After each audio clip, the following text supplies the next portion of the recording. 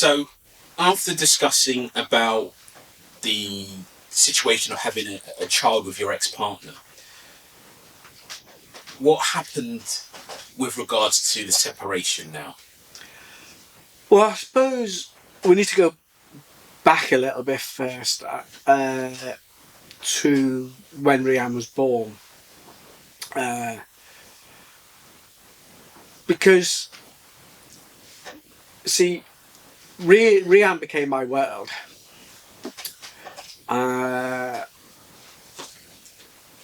Because she needed me to look after her. Mum, I thought, didn't know what she was doing, as in, she didn't know how to look after her and struggled. Well, that's what I thought anyway. And she only sort of tried for 2 weeks.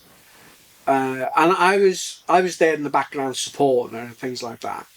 But in the end, she just said, I'm going back to work. So, as she'd already predicted, type of thing, I was going to look after Rhian. So I was now looking after Rhian and trying to run a consultancy and look for other business opportunities as well. So I suppose what I did is I created a bubble around me and Rhian to protect me and Rhian from anything that might come near us. Mum would go to work before Rhian got up. She would come home after Rhian went to bed. When we were all together, because she didn't like being seen out with me, we didn't really go anywhere because she was around 6 foot. I'm 5'6", so there's quite a height difference. And I think she was embarrassed about being seen out with me, and probably even more embarrassed to the fact that she had a child with me as well. So we got to a point where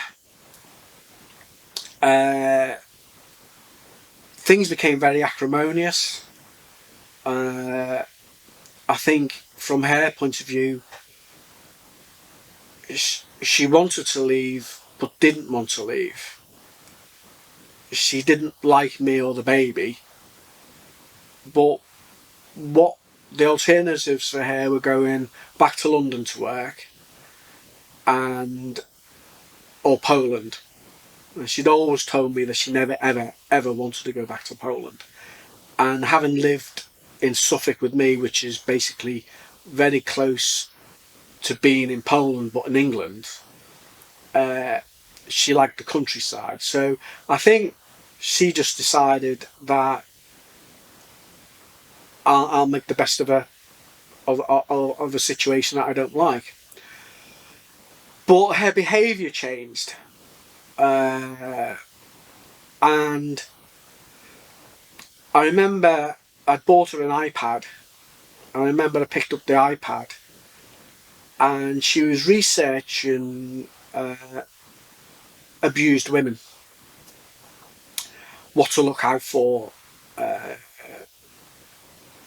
how women are abused, or I don't know, how would you describe it really? It's like someone going to the library and saying, I want to fix a car, but I want to unfix the car, so I'm going to go and get a manual how to unfix this car. And the first thing you do is drain the oil out because that'll really bugger it up. So, and I said to her, what are you doing? She says, oh, I'm just looking at it. I said, but you're not abused. You're well looked after.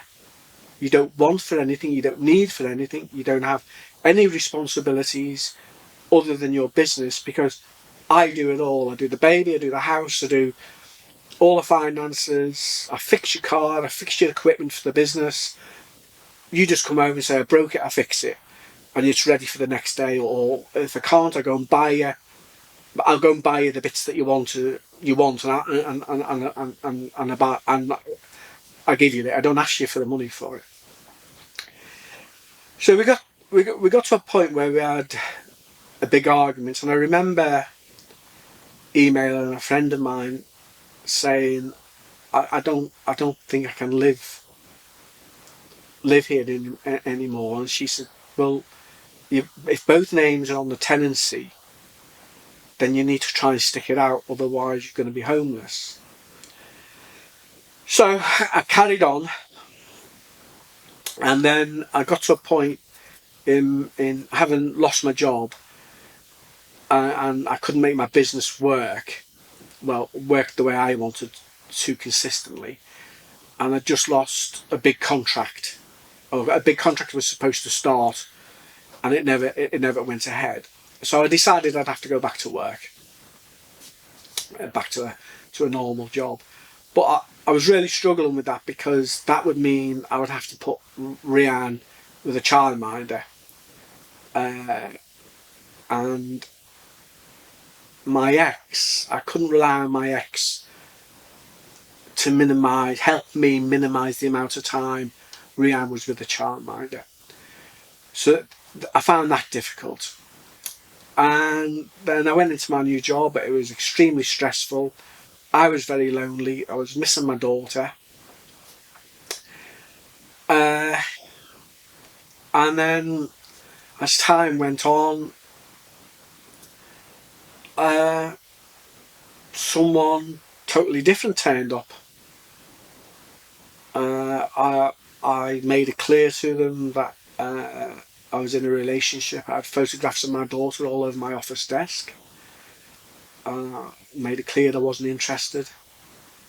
But there was something there, I don't know. Anyway, I made a decision that the relationship was going to come to an end. And on reflection, and one of the things I struggle with the most is, when I made that decision,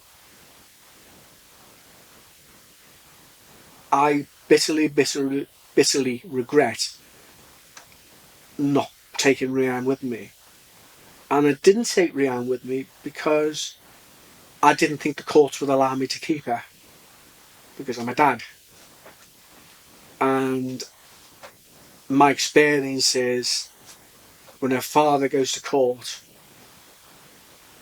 they're not going to give you your child. It doesn't matter what you say, they're not going to give you your child. And I didn't, although I was leaving Rhian's mother, I didn't want Rhian to have that amount of instability, that she'd be going backwards and forwards and have social workers involved, and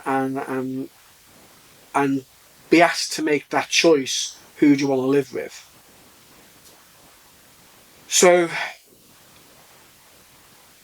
I made a really stupid decision of believing that Rhian would be better off with her mum, because I suppose at the end of the day, I was in the wrong for what I was doing, and I felt guilty, and the guilt, what I feel now, because in effect, most people say I walked away from Rhian.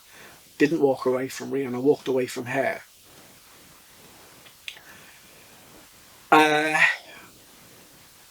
How was that received by your ex when you told your ex-partner that you was going to separate? Well, the first time when I said,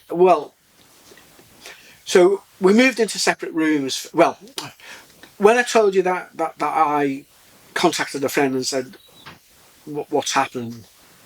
And she said, well, you need to stay in the house because you both have a tenancy.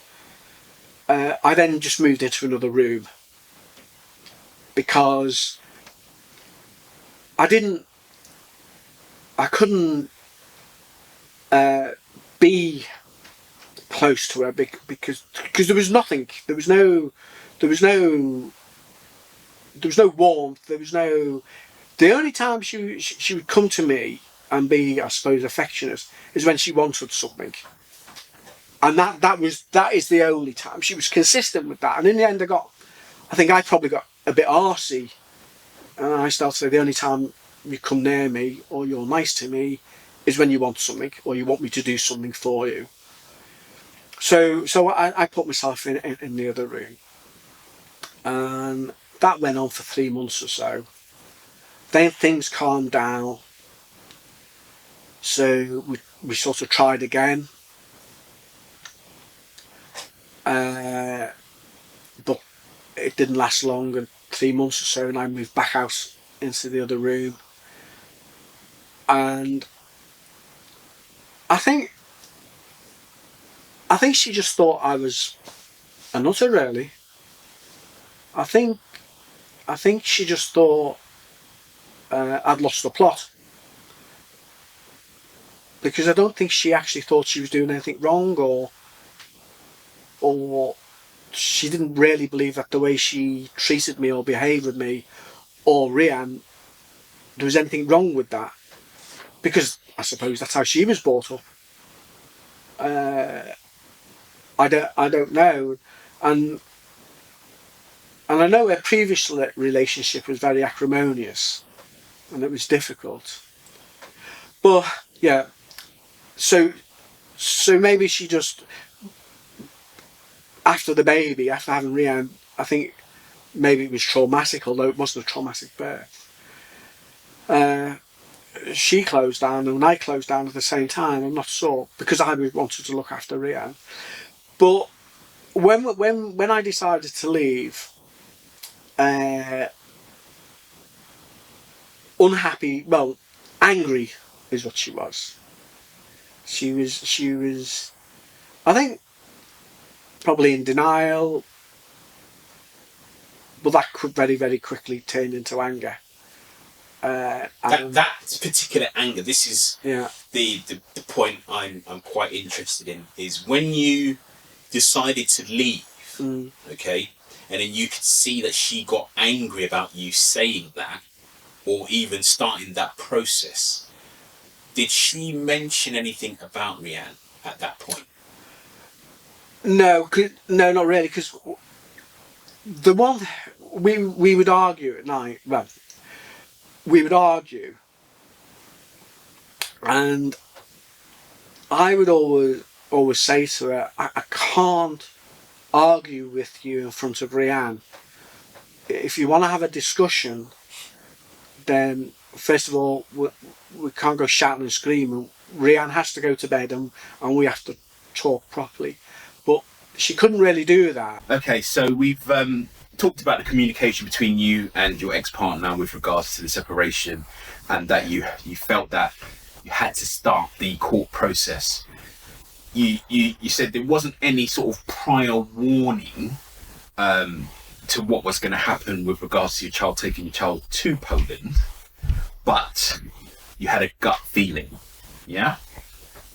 So you went to court to try and prevent it.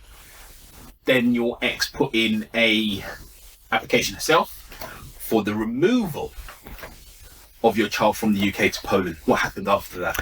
So she put in an application to permanently remove Rhian from the UK, but at the same time I'd put an application in to have more time with Rhian. So I was a bit shocked when I got the application for the permanent removal of Rhian to the UK. So it would be fair to say I panicked, especially when I started reading the reasons, because she put 2 reasons. One, that living in England was not sustainable, and the second one was that I was an abusive partner and father. Now, I struggled with the accusations that were made against me. I struggled a lot because they were lies. I struggled with the fact that although I always knew in the back of my head she was going to take my daughter to Poland at some point, there was a part of me just hoped that she would just settle down and get on with life. And we would learn to share Rhian, share parenting, but it wasn't to be. So we had an initial hearing, and the judge said to her, what is it you're applying for? Are you applying to go to Poland, or are you trying to do something else in respect of preventing your ex from having access to your daughter? So, because you've said he's abusive, so which option do you want to go for then? Do you want to stop him seeing her, or do you want to take your daughter to Poland? So she said, I want to take my daughter to Poland. So that at that point, although I thought it had stopped, all the abuse I thought had been put to one side. But we had a 3-day hearing, and it was clear during that 3-day hearing that she was trying to combine both. So I was being made out to be the partner from hell, an abusive father, an abusive ex, and she was this model citizen, hard-working mum, who'd been badly let down. But the thing is, with what I find with people is, they're not always, I don't know, I'm going to say, dishonest people aren't always on the ball as they'd like to think they are. And when she had the interview with Kafkas, she basically told Kafkas that she wanted to go to Poland so she could take Rhian away from me, and that she could start a new life in Poland. And when she put in a plan about what was going to happen in this transition period of Rhian going to Poland, it was basically, I would have a day with Rhian to say goodbye, she would go to Poland, and then in a year's time, I may or may not be allowed to see Rhian, depending if Rhian had settled down or not. And I went through, because obviously I presented my evidence, and one of the things because I had evidence by that time that she was doing everything she possibly could to reduce the amount of time I was spending with Rhian. Every time I'd asked for more time, she said no. Every time I'd said, well, you're trying to run your business, why don't you let me be a bit more flexible with Rhian so you can earn more money, which will make you, be in a better position? Wouldn't do it. No compromise whatsoever. Zero compromise. And anyway, and when Kafkas did their report, because Kafkas were asked to do 2 reports. The first report, the Kafkas officer came out and said they do not think Rhian should go to Poland, and they don't think Rhian should go to Poland because the Kafkas believed that Rhian would have no contact with her dad. The mother came back with accusing Kafkas of being dishonest in court, and said to the judge that the Kafkas officer had written on a piece of paper, narcissist. So we then had to go through a whole new process where now the Kafkas officer was under examination as well as me, and another report had to be done. And the Kafkas officer, in writing down the word narcissist, she was studying for a master's degree in sociology, and she just wrote that on a piece of paper, and that piece of paper was presented in court, and the Kafkas officer basically had to come to my defence and saying the right now narcissist was nothing to do with Mr. Toolan, everything to do with someone else. So eventually, after the 3 days, the judge gave his decision, and he made a massive long court order, but he made the 2 fundamental decisions were Rhian would not be allowed to go to Poland permanently, but she would be allowed to go on holiday, and Rhian, and I would get significantly more time with Rhian. And when I say significantly, up until that point, I'd had no holidays with Rhian and I only had every other weekend for 48 hours. The court had given me from 3 o'clock on a Friday to 9 o'clock on a Monday morning. So I was now picking Rhian up from school and dropping Rhian off at school. And one of the main reasons they did that, so is I didn't have to have contact with the mum, because she'd become really abusive and what's the word, aggressive. And they gave me half the holidays, so half the school holidays, half the Christmas holidays. I got half of everything. So I had half of everything other than Rhian living with me for 50% of the time. And I did ask for that, but the court said things had to settle down a bit. Okay, so they said things have to settle down, which is fine, because it does happen. But my concern here was she's shown interest and intention to take your child. She wants to go to Poland, okay, permanently. Okay, so the court now knows this. The court knows that she now wants to go to Poland permanently. But they said they don't want her to do that. But yet they said on the court order that she can still go to Poland on holiday, even though the intention was there that she wants to take Rhian over there permanently. Yes.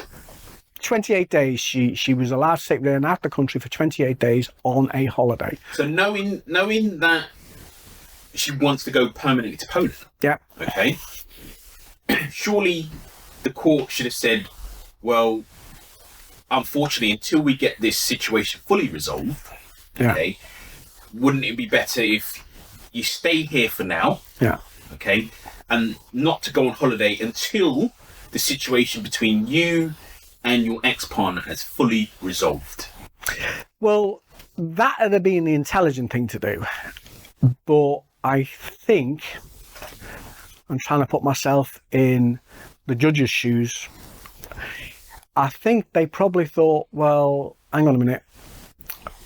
This is a woman, a mother, who's now just been, who we're going to tell can't take her daughter out of the country, so she can't go and take her daughter to see her grandparents.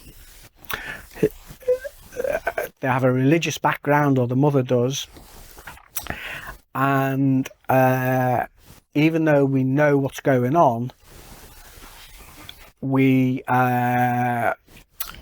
think the risk isn't high enough, so therefore we're not going to stop it. But in the same aspect, though, surely, even if they did put a temporary stop while things were being resolved, surely her family can still visit her here in the UK, no? Yes, they could have done. And to be fair, her sister and brother did come to the UK once or twice, but she'd argue that her parents were elderly and couldn't really fly to the UK, which, to be fair, was a lie, because their mother did come to the UK at some point. But this is the thing, isn't it? I mean, even on the judge's summing up, he said this is a finely balanced case. I didn't think it was a finely balanced case. I thought it was quite clear. She was going to go to Poland, and I was never going to see my daughter again. That's what was on the table. She had never any... She'd been silly enough to make it clear to the court that once she left this country with my daughter, the chances of me seeing my daughter again were zero. That's why they said they couldn't take her to Poland. But with that risk profile, I didn't really understand why they allowed it, but they did. And I think some of it's convention. We always allow them to do it. Doesn't make it right. But it's like they were saying, okay, we're not going to allow you to take your daughter to Poland permanently, but you can take her on holiday, without seeing the bigger picture. The bigger picture, yeah. I think, because I completely get it. I can see that it was quite a difficult decision, but realistically, knowing that the intention was there, there should have been something I believe, put into place just for a temporary stop. Yeah. Not saying it's permanent. Yeah. While the situation between you both were resolved in the UK. Yeah. And then a final decision can be made later on down the line. Yeah. Okay, so there was no risk of her family or elderly parents being ill or anything like that when she had to go back? No. You know, in a specific time frame or anything like that? Well, you've got to remember, she was 18 years in this country, and other than until Rhian was born, she never went back to Poland. Her sister came to London with her kids because it was London. Because everyone wants to go to London. So, but she never went back to Poland. Very, very rarely. Since after you decided that you weren't going to be together, she's now decided that she wants to go back. Yeah, absolutely. Yeah. Because I don't know. Because life's all too difficult. I don't know. I mean, but when you start reading the other things, and some of it I'll go through, you start to realise that it wasn't ever about Rhian. It was about her and what she wanted and what she was going to do. It wasn't about Rhian. It wasn't what was in Rhian's best interests. And it was everything about her and everything about how she was going to punish me. I mean, I don't want to... I don't like saying I'm a victim, because I'm not a victim, or I am a victim, if you know what I mean. It's not a natural thing. Later on, it became very, very clear that there was only one purpose for this, and that was about her punishing me. Ironically, and I didn't find this out until quite a couple of years later. The day after she lost the court case, she was in I believe she was in another relationship with a guy called Jim Morgan, who was actually the proprietor of Rhian's nursery. Him and another woman, Debbie Corsby, they ran the nursery that Rhian went to. And I got sight of an email I'll explain in a minute, in a different court bundle from Poland, which basically said, I'm really, my ex saying that it's good the court case is over. I'm really disappointed that I can't take Rhian to Poland. Now, this guy, Jim Morgan, replied with, okay, let's settle down. You come live and work with me, and then we'll find you a way to get out the country. In writing. In plain English, we will help you get Rhian out of the country. So was this sent after she was taken out or before? After. So the first...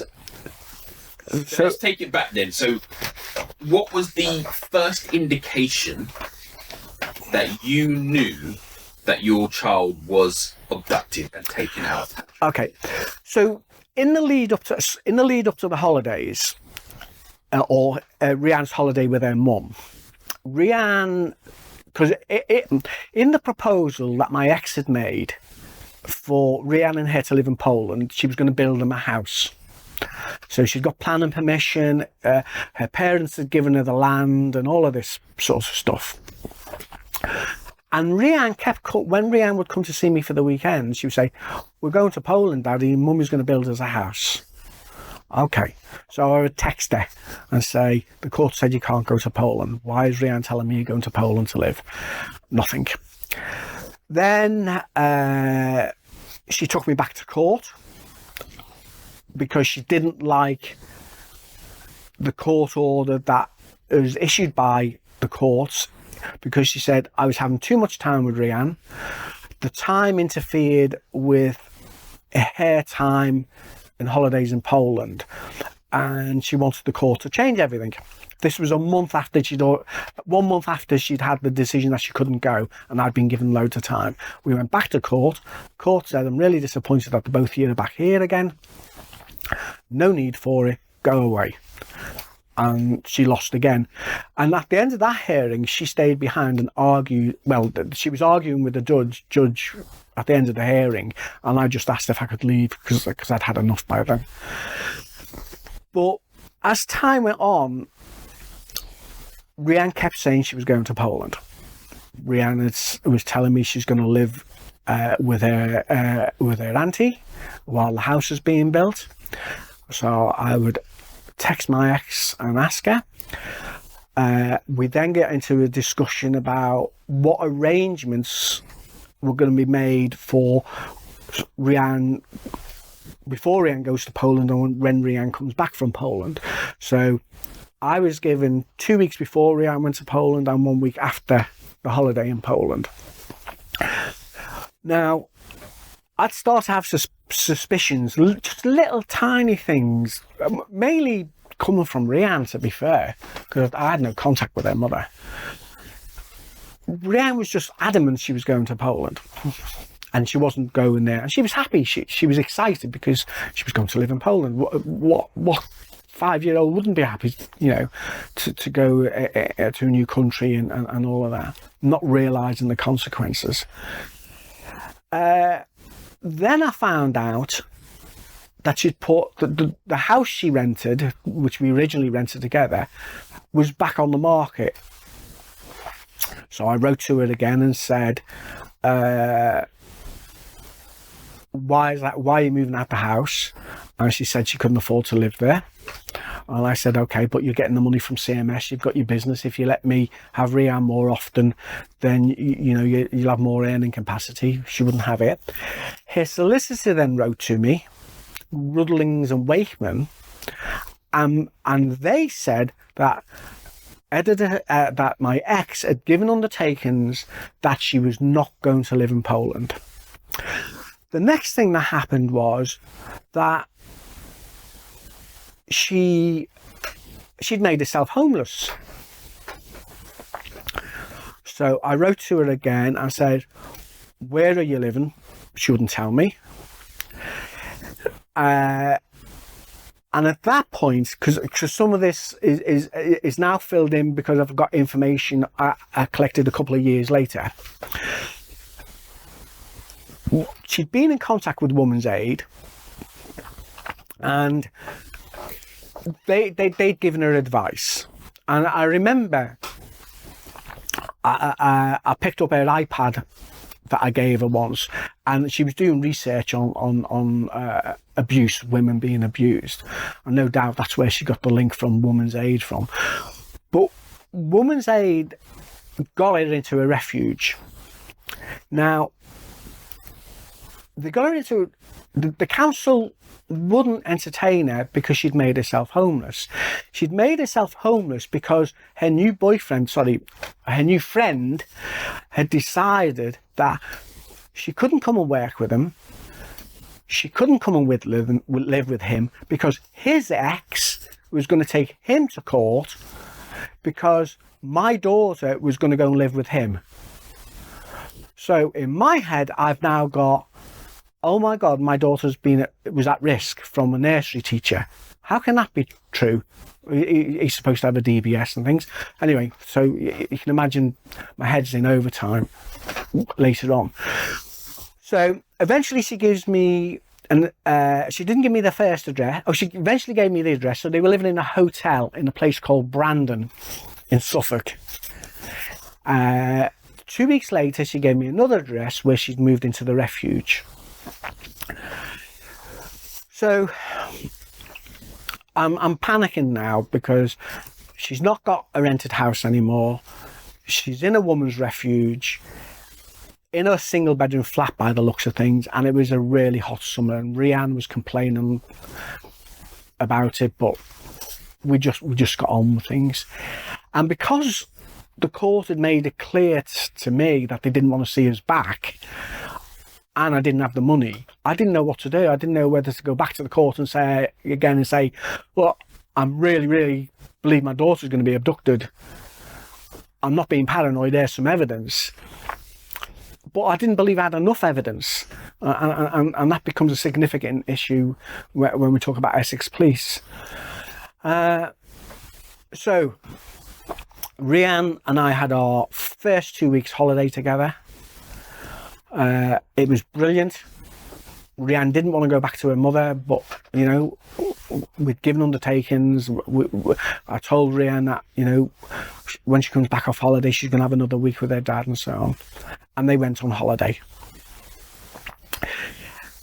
Rhian was supposed to come back on the 28th of August, and I was supposed to pick Rhian up at 8 o'clock in the morning from her nursery. Just as I was about to go in the car, I got a text message.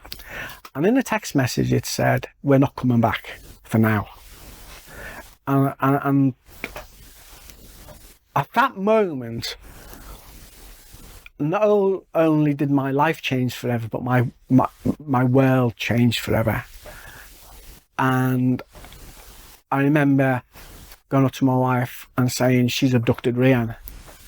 And she said, "What do you mean?" She says, "She's abducted Rhian. She's not coming back with Rhian." What year was this? This was August 2018. So 3 months after the court had told her that she couldn't go to Poland. She couldn't take Rhian to Poland. She took her to Poland anyway.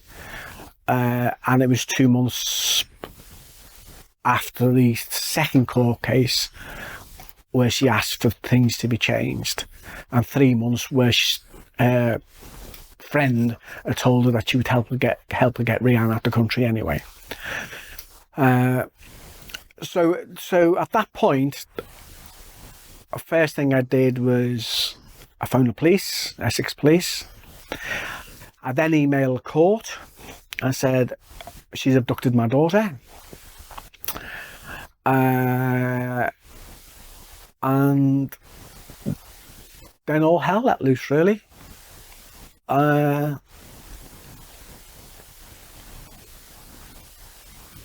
don't know how to explain it. I didn't know anything about what was going to happen. The first thing she did when she got into Poland was to try to withdraw my parental rights and responsibilities. I got the court papers, I think it was 2 months, 3 months after she went to Poland.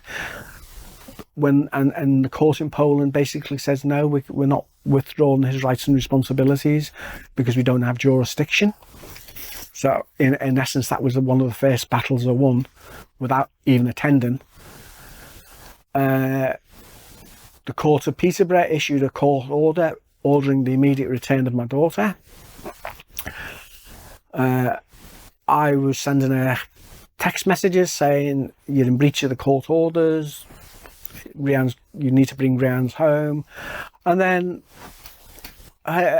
she 2 weeks later she texted me back and said, "Now that you've calmed down,